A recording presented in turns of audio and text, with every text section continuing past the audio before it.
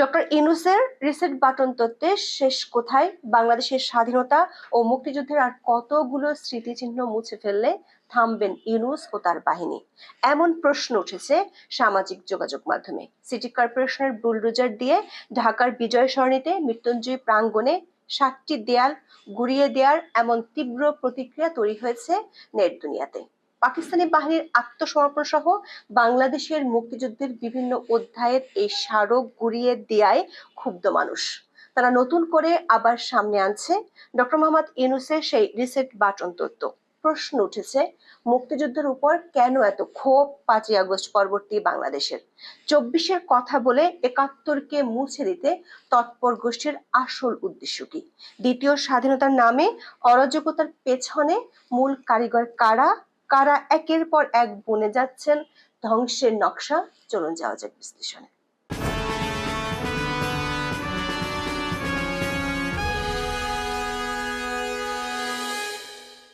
রাজধানীর বিজয় সরণিতে বঙ্গবন্ধু শেখ মুজিবুর রহমানের ভাস্কর্য ভাঙা হয় ৫ই আগস্ট আওয়ামী লীগ সরকারের পতনের দিন। এবার সেই ভাস্কর্যকে ঘিরে থাকা মুরাল সংবলিত ৭টি দেয়ালও ভেঙে ফেলেছে ঢাকা উত্তর সিটি কর্পোরেশন বা ডিএনসিসি। মৃত্যুঞ্জয় প্রাঙ্গণ নামে এই মুরালের জায়গাটিকে উন্মুক্ত স্থান করা হবে বলে জানিয়েছে সিটি কর্পোরেশন। তবে এরই মধ্যে সেখানে গণমিনার নির্মাণ করার ঘোষণাও দেওয়া হয়েছে। বিজয় সরণির মৃত্যুঞ্জয় প্রাঙ্গণ, বঙ্গবন্ধুর ভাস্কর্য এবং এই ভাস্কর্যকে ঘিরে মুরালযুক্ত ৭টি দেয়াল নির্মিত হয়েছিল বাংলাদেশ সেনাবাহিনীর পরিকল্পনা ও তত্ত্বাবধানে। ২০২৩ সালের ১০ই নভেম্বর এই প্রাঙ্গণ উদ্বোধন করেন তখনকার প্রধানমন্ত্রী শেখ হাসিনা। ওই দিন আন্তঃবাহিনী জনসংযোগ পরিদপ্তর বা আইএসপিআর এর বিজ্ঞপ্তিতে জানানো হয়েছিল, জাতির পিতার ভাস্কর্যটি বাংলাদেশ সেনাবাহিনীর তত্ত্বাবধানে নির্মাণ এবং ২০২১ সালে স্বাধীনতার সুবর্ণ জয়ন্তীর বিজয় দিবসের প্যারেডে প্রদর্শিত হয়েছিল। প্রধানমন্ত্রী ভাস্কর্যটির ভূয়সী প্রশংসা করেন এবং সেনাপ্রধানকে ভাস্কর্যটি বিজয় সরণিতে স্থাপনের নির্দেশনা দেন। এর পরিপ্রেক্ষিতে সেনাপ্রধানের পরিকল্পনা ও দিক নির্দেশনা দীর্ঘ ৫ মাসের অক্লান্ত ও নিরলস পরিশ্রমে বঙ্গবন্ধুর ভাস্কর্যটি বিজয় সরণিতে মৃত্যুঞ্জয় প্রাঙ্গণে স্থাপন করা হয়। মৃত্যুঞ্জয় প্রাঙ্গণ সম্পর্কে আইএসপিআর এর বিজ্ঞপ্তিতে বলা হয়, এটি স্বাধীনতাকামী জনগণের হৃদস্পন্দন ও স্বাধীনতার সংগ্রামের প্রেরণা।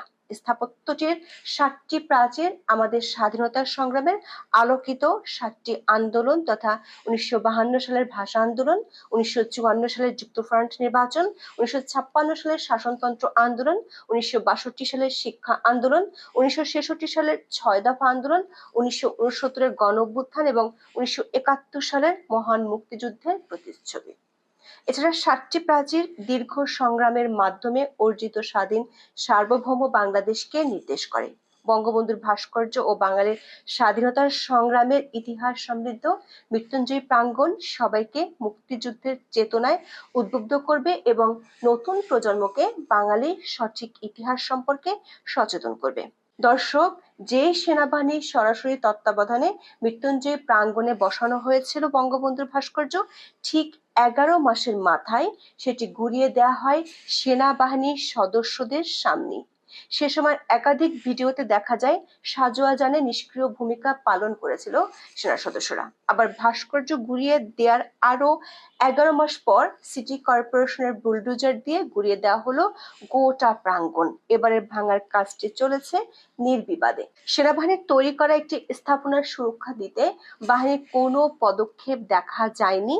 এমনকি যে আইএসপিআর মাত্র ২.৫ বছর আগে গর্বিত বিবৃতি দিয়েছিল, তাদেরও কোনো প্রতিক্রিয়া জানা যায়নি। দর্শক, ২৭শে জুন সকাল থেকে মৃত্যুঞ্জয় প্রাঙ্গণ ভাঙার কাজ শুরু হয়।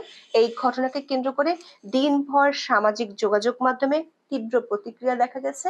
মুক্তিযুদ্ধ ভাষা আন্দোলনের স্মৃতিবহ এই স্থাপনাটি ভেঙে ফেলার ঘটনায় অনেকেই ক্ষোভ প্রকাশ করেন। কেউ কেউ একে ইতিহাস মুছে ফেলার প্রয়াস বলেও মন্তব্য করেন। ঘটনার একদিন পর তীব্র প্রতিবাদ ও দায়ীদের বিরুদ্ধে ব্যবস্থা নেওয়ার আহ্বান জানিয়ে বিবৃতি দিয়েছে ৫২ নাগরিক। এই কাজের জন্য প্রাথমিকভাবে দায় পড়ছে ঢাকা উত্তর সিটি কর্পোরেশনের উপর। ডিএনসিসি প্রশাসক মোহাম্মদ এজাজ দাবি করছেন, আগের ভাস্কর্যটি ভেঙে ফেলায় জায়গাটি অগোছালো অবস্থায় ছিল। দর্শক লক্ষ্য করুন, সারা ঢাকা শহরে নোংরা গিজ গিজ করলেও জনাব এজাজ পরিষ্কারের জন্য খুঁজে পেলেন এই স্থানটিকে। বিডি নিউজকে তিনি বলেছেন, মূল ভাস্কর্যটি ভেঙে ফেলা হয়েছে। সেদিনের আক্রমণের কারণে বাকি যেগুলো ছিল সেগুলো নষ্ট হয়ে গেছে।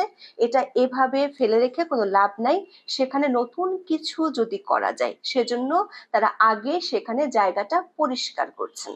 বঙ্গবন্ধুর ভাস্কর্যের জায়গায় বাংলাদেশের রাজনীতির ইতিহাস জুলাইয়ের সঙ্গে মিলিয়ে নতুন আরেকটা ভাস্কর্য করার পরিকল্পনা আছে, এমন তথ্য জানিয়েছেন জনাব এজাজ। সিটি কর্পোরেশনের দাবি, জুলাই বিজয় বাংলাদেশের রাজনীতির ইতিহাস সবগুলোকে মিলেই কিছু একটা হবে। এখানে যেমন ভাস্কর্য ছিল তেমনি আরেকটি ভাস্কর্য হবে। তারা এই জুলাই মাসের মধ্যে কাজটা করতে চান, কারণ পরিষ্কার করে ফেলে রাখলে লোকজন নাকি আবার বলবে ফেলে রেখে দিয়েছে। মানুষজন রাস্তা দিয়ে আসে যায়, তাদেরও প্রশ্ন এখানে কি হবে তাহলে। দর্শক, মানুষ কি চিন্তা করবে সেটা নিয়ে ভাবলেও সিটি কর্পোরেশনের উড়ে এসে জুড়ে বসা প্রশাসক বাংলাদেশের স্বাধীনতা নিয়ে মানুষের অনুভূতির কথা ভাবেন না। তবে আপাত দৃষ্টে মৃত্যুঞ্জয় প্রাঙ্গণ গুড়িয়ে দেওয়ার দায় ডিএসসিসির কাঁধে বর্তালেও জায়গাটিকে বদলে দেওয়ার সুকৌশলী পরিকল্পনায় যুক্ত আছেন আরো অনেকে। দেখা যাচ্ছে সরকার সমর্থক বুদ্ধিজীবীদের একটি অংশ গত কিছুদিন ধরে বিষয়টি নিয়ে সক্রিয়। বিজয় সরণির ওই জায়গার চেহারা বদলে দিতে প্রায় ১.৫ সপ্তাহ আগে আকস্মিকভাবে হাজির হয় গণমিনার বাস্তবায়ন কমিটি নামের একটি প্ল্যাটফর্ম। ওই কমিটিতে বিশ্ববিদ্যালয়ের শিক্ষক, সংবাদকর্মী, সাংস্কৃতিক ব্যক্তিত্ব সহ বেশ কিছু পরিচিত মুখ দেখা গেছে। এই কমিটি ২০ জুন ঢাকা বিশ্ববিদ্যালয়ের মধুর ক্যান্টিনে একটি সংবাদ সম্মেলন করে। এই কমিটি গঠনের ১ সপ্তাহের মধ্যে ২৫ জুন ঢাকা উত্তর সিটি কর্পোরেশনের ৭ম কর্পোরেশনের সভাটি অনুষ্ঠিত হয়। সেই সভায় সিদ্ধান্ত নেওয়া হয় মৃত্যুঞ্জয় প্রাঙ্গণে জুলাই শহীদদের স্মরণে একটি ভাস্কর্য নির্মাণ এবং একটি উন্মুক্ত স্থান তৈরি করা হবে। কোনো ধরনের কনসেপ্ট পেপার তৈরি না করার আগেই সেই বৈঠকে প্রাঙ্গণ আগে ঘুরিয়ে দেওয়ার সিদ্ধান্ত হয়। যদিও কমিটির লোকজন দাবি করছে তারা এর কিছুই জানেন না। সংবাদ মাধ্যমের প্রতিবেদন থেকে জানা যায়, গণমিনার বাস্তবায়ন কমিটির সংবাদ সম্মেলনে উপস্থিত ছিলেন বাংলা একাডেমির মহাপরিচালক মোহাম্মদ আজম, সমাজবিজ্ঞান বিভাগের অধ্যাপক সামিনা লুৎফা, চলচ্চিত্র নির্মাতা ও স্থপতি কামার আহমেদ সাইমন সহ বেশ কয়েকজন। তবে এই কমিটি কবে কোথায় গঠিত হলো বিষয়ে কোনো তথ্য আমরা পাইনি, এমনকি কমিটির পূর্ণাঙ্গ তালিকাও পাওয়া যায়নি। মধুর ক্যান্টিনের ওই সংবাদ সম্মেলনে বক্তারা প্রথমবারের মতো জানান, গণমিলনের জায়গা হিসেবে বীরুত্তম major general Azizur Rahman road ও বিজয় সরণির মধ্যবর্তী সবুজ চত্বরকে নির্বাচন করা হয়েছে। ঢাকা উত্তর সিটি কর্পোরেশন এই গণমিনার নির্মাণের জন্য জমি বরাদ্দ, অর্থ, প্রকৌশল সহযোগিতা দিতে রাজি হয়েছে। এর অর্থ হলো মৃত্যুঞ্জয় প্রাঙ্গণ গুড়িয়ে দেওয়ার ঘটনাটি আকস্মিক হলেও এর পরিকল্পনা ও বাস্তবায়নের কৌশল নেওয়া হয়েছে অনেক আগে। সিটি কর্পোরেশনকে সামনে দেখা গেলেও এর পেছনে আছেন সরকার ঘনিষ্ঠ প্রভাবশালী আরো অনেকে। দর্শক, ২০ জুনের সংবাদ সম্মেলনে এমন অনেক তথ্য দেওয়া হয়েছে যার সত্যতা নেই। অনুষ্ঠানে বাংলা একাডেমির মহাপরিচালক মোহাম্মদ আজম বলেন, ৫ই আগস্টের অভ্যুত্থানে শহীদ হয়েছেন ১,৪০০ জন, আহত হয়েছেন হাজার হাজার মানুষ। তাদের স্মরণে নির্মাণ করা হবে এই গণমিনার। অন্যদিকে নির্মাতা স্থপতি কামার আহমেদ সাইমন বলেন, এপিটাফে জাতিসংঘ স্বীকৃত ১৪০০ শহীদের নাম, জন্ম, মৃত্যুর সময়, পেশা এবং শহীদ হওয়ার স্থানের তথ্য খোদাই করে সংরক্ষণ করা হবে। দর্শক, আমাদের পর্যবেক্ষণ হলো বাংলা একাডেমির মহাপরিচালক মোহাম্মদ আজম এবং স্থপতি কামার আহমেদ সাইমন দুজনেই জাতিসংঘ প্রতিবেদনটি পড়েই দেখেননি। জুলাই আগস্টের সহিংসতা নিয়ে জাতিসংঘের তদন্ত প্রতিবেদনের কোথাও সুনির্দিষ্টভাবে ১,৪০০ জন নিহত হয়েছেন এমন কোনো তথ্য নেই। সংস্থার ১১৪ পৃষ্ঠার রিপোর্টে ১,৪০০ সংখ্যাটি এসেছে ৩ বার। প্রতিবারে বলা হয়েছে এই সংখ্যাটি একটি অনুমিত ধারণা। তার চেয়ে বড় প্রশ্ন, জাতিসংঘের রিপোর্ট অনুযায়ী গণমিনারে নিহতদের নাম থাকলে সেখানে স্থান পাবে জুলাইয়ে নিহত আওয়ামী লীগের নেতাকর্মী ও পুলিশ সদস্যদের নাম। জাতিসংঘের প্রতিবেদনের ৫৪ পৃষ্ঠার ২২২ নম্বর পয়েন্টে আওয়ামী লীগের নেতাকর্মীদের নিহতের সংখ্যা তুলে ধরা হয়েছে, যেটি ছিল ১৪৪ জন। এদের মধ্যে ৩ আগস্ট থেকে ৫ আগস্ট পর্যন্ত অর্থাৎ জুলাই আন্দোলনের সময় মারা গেছেন ১২৬ জন। প্রতিবেদনের ২২৩ নম্বর পয়েন্টে আইন শৃঙ্খলা বাহিনীর সদস্যদের নিহতের সংখ্যা তুলে ধরা হয়েছে, যেখানে বলা আছে ১ জুলাই থেকে ১৫ আগস্ট পর্যন্ত পুলিশের ৪৪ জন, বিজিবি, র্যাব ও আনসারের 8 জন সদস্য নিহত হন। দর্শক, এই 52 জন আইন শৃঙ্খলা বাহিনীর সদস্যকেও 1400 জনের মধ্যে যুক্ত করেছে জাতিসংঘের তদন্ত দল। আগেও এ নিয়ে আমরা রিপোর্ট করেছিলাম। অন্যদিকে সরকারের সবশেষ গেজেট অনুসারে জুলাই আন্দোলনে নিহতের সংখ্যা 834 জন। মুক্তিযুদ্ধ বিষয়ক উপদেষ্টা 23 জুন বাসুসকে এ তথ্য জানিয়ে বলেছেন, গেজেট আকারে 834 জন জুলাই শহীদের তালিকা প্রকাশিত হয়েছে।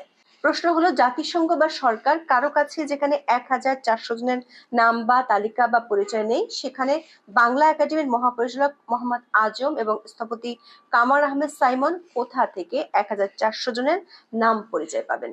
তারা কমিটি করে এরই মধ্যে বুলডোজার নিয়ে কাজে নেমে পড়েছেন, অথচ জুলাই আন্দোলনে শহীদের প্রকৃত সংখ্যাটি পর্যন্ত তাদের জানা নেই। আবার ওই সংবাদ সম্মেলনে বাংলা একাডেমির মহাপরিচালক জানান, গণমিনার নির্মাণে গণমানুষের অংশগ্রহণ নিশ্চিত করতে গণচাঁদা সংগ্রহের উদ্যোগ নেওয়া হয়েছে। এ লক্ষ্যে একটি ব্যাংক অ্যাকাউন্ট নম্বর ও অন্যান্য বিস্তারিত তথ্য শিগগিরই প্রকাশ করা হবে। তবে গত 10 দিনেও কমিটির প্রকাশ্য আর কোনো তৎপরতা দেখা যায়নি। সোশ্যাল মিডিয়া সহ অন্য কোনো প্ল্যাটফর্মও তারা দৃশ্যমান নয়। তবে ভেতরে যে পরিকল্পনা অনেক এগিয়েছে তা বুলডোজারের তাণ্ডব থেকেই পরিষ্কার। আবার শুরুতে মুখে গণচাঁদার কথা বললেও এখন বলা হচ্ছে ঢাকা উত্তর সিটি কর্পোরেশনের অর্থায়নের কথা। দর্শক, সব মিলে দেখা যাচ্ছে আরেকটি মেটিকুলাস ডিজাইনের মাধ্যমে গুড়িয়ে দেওয়া হয়েছে বিজয় সরণির মৃত্যুঞ্জয়ী প্রাঙ্গণ। এতে সরকার সমর্থকদের বিভিন্ন অংশে রয়েছে প্রত্যক্ষ অংশগ্রহণ আর পুরোপুরি নিষ্ক্রিয় সেনাবাহিনী। বলা হচ্ছে 10 কোটি টাকা খরচ হবে পরিকল্পনা বাস্তবায়নে। প্রশ্ন হলো, এমন কাজে যাদের নাম আসছে তারা ইতিহাসের কাজ করায় কতটা স্বচ্ছ থাকতে পারবেন? এখন এ পর্যন্ত। সবাই ভালো থাকুন, সুস্থ থাকুন, নিরাপদে থাকুন। দেখা হবে আগামী পর্বে।